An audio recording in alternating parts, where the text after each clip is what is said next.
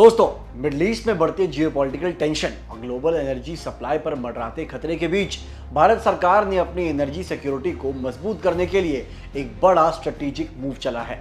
Petroleum ministry ने essential commodities act 1955 को तत्काल प्रभाव से लागू कर दिया है। एस्पिरेंट्स के लिए यह पॉलिसी और गवर्नेंस के नजरिए से एक बहुत ही महत्वपूर्ण डेवलपमेंट है।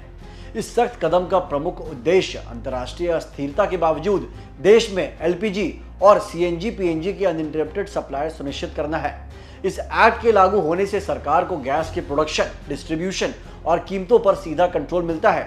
इससे न केवल होर्डिंग यानी जमाखोरी पर लगाम लगेगी, बल्कि युद्ध जैसी स्थिति में भी घरेलू बाजार में ईंधन की कमी नहीं होगी।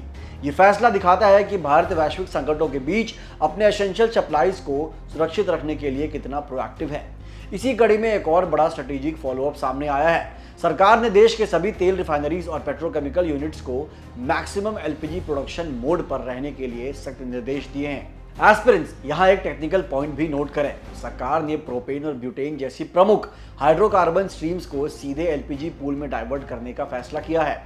आमतौर पर इनका इस्तेमाल इंडस्ट्रियल पेट्रोकेमिकल बनाने में होता है, लेकिन मौजूदा क्राइसिस को देखते हुए सरकार ने घरेलू ईंधन को प्रायोरिटी दी है। सरकार के इस पूरे एक्शन प्लान का केंद्र बिंदु है भारत के करोड़ों परिवारों की एनर्जी सिक्योरिटी।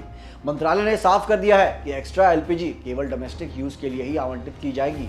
इस मिशन को धरातल पर उतारने की जिम्मेदारी आईओसीएल, बीपीसीएल और एचपीसीएल जैसी दिग्गज कंपनियों को सौंपी गई है। मंत्रालय ने सोशल मीडिया प्लेटफॉर्म एक्स पर भी हिंट दिया है कि भारत अब प्रीएम्प्टिव स्ट्राइक्स मोड में है, ताकि घरेलू महंगाई कंट्रोल में रहे और देश की इंटरनल स्टेबिलिटी भी बनी रहे। अब सवाल उठता है कि आखिर ये ईसी एक्ट 1955 क्या है। एस्पिरेंट्स के लिए यह जानना जरूरी है, क्योंकि यह कानून पेट्रोल, डीजल, खाद्य तेल और दवाओं जैसे एसेंशियल गुड्स की कालाबाजारी रोकने का एक लीगल वेपन है। इसके तहत सरकार स्टॉक लिमिट तय कर सकती है, ताकि बाजार में आर्टिफिशियल स्कैर्सिटी ना हो। नियमों का उल्लंघन करने पर 3 महीने से लेकर 7 साल तक की जेल का प्रावधान है। यानी जब ग्लोबल मार्केट में अनिश्चितता होती है, तब भारत इसी लीगल शील्ड का इस्तेमाल करता है। यहीं पर एक और पावरफुल कानून की बात आती है, ESMA यानी एसेंशियल सर्विसेज मेंटेनेंस एक्ट। जहां ईसी एक्ट वस्तुओं यानी कमोडिटीज पर लागू होता है, वहीं ESMA सर्विसेज को सुचारू रखने के लिए लगाया जाता है। इसके लागू होते ही कर्मचारियों के स्ट्राइक पर जाने पर बैन लग जाती है। उल्लंघन पर 6 महीने तक की सजा हो सकती है। अगर कानूनी ढांचे की बात करें तो ईसी एक्ट का सेक्शन 3 सरकार को प्रोडक्शन और सप्लाई कंट्रोल करने की पावर देता है, जबकि सेक्शन 7 में दंड यानी पेनल्टी का जिक्र है। आपने देखा होगा कि सरकार अक्सर गेहूं के भंडारण पर इसी कानून के जरिए रोक लगाती है। तो एस्पिरेंट्स, निष्कर्ष ये है कि चाहे वो ईसी एक्ट के जरिए जमाखोरी रोकना हो या ESMA के जरिए सेवाओं को बहाल रखना, ये डबल शील्ड ग्लोबल संकट के समय हमारी इकोनॉमी के लिए एक सेफ्टी नेट का काम करता है।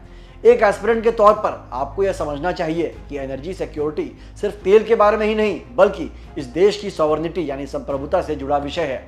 मिडिल ईस्ट का तनाव कब तक चलेगा ये तो वक्त बताएगा, लेकिन भारत ने अपनी सप्लाई चेन को बुलेट प्रूफ बनाकर यह साफ कर दिया है कि हमारी प्राथमिकता नेशन फर्स्ट है।